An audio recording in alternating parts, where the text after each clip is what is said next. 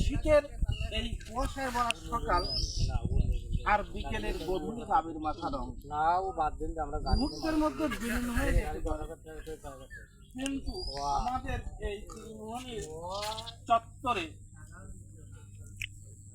বাসুদেবের মূলক্ষেতের মূলর কথা মানুষ কখনো ভুলবে না, কারণ এই মূলর বৈশিষ্ট্য সম্পর্কে অনেকেই জানে না, জানতে চায়ও না।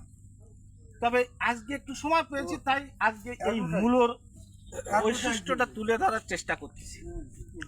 এই মূলো সদ্য এখন এই ক্ষেত থেকে তুলে আনা, এই মূলর এটা হচ্ছে মূলর খামার, এই জায়গা থেকে তুলে আনা।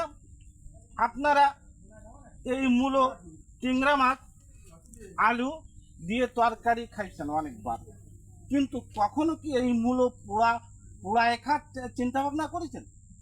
কখনো কি এই মূলো পোড়া খাইছেন? এই মূলো কিভাবে পোড়া খাতে হয় সেটা আমি বলতেছি। এই মূলো আপনি প্রথমে এই পাতাটা ছেড়ে ফেলবেন, একটা একটা করে পাতা ছেড়বেন, একটা একটা করে পাতা ছেড়বেন।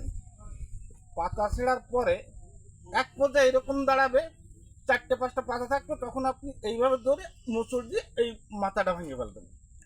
ভাঙার পরে এই মূলোটা ভালো করে ধুয়ে আগুনের ভিতরে ঢুকাই দেবেন। ঢুকানোর পরে 15 মিনিট পরে এই মূলোটা পোড়া হয়ে যাবে। তখন এই মূলোটা আপনি তুলে নিয়ে আসবেন, তুলে নিয়ে আসে চামচ দিয়ে চামচ দেওয়ার আগে একটু লবণ ছিটিয়ে দিয়ে চামচ দিয়ে খুঁজিয়ে খুঁজিয়ে খুঁজিয়ে খাবেন।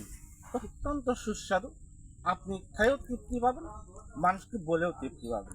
ধন্যবাদ।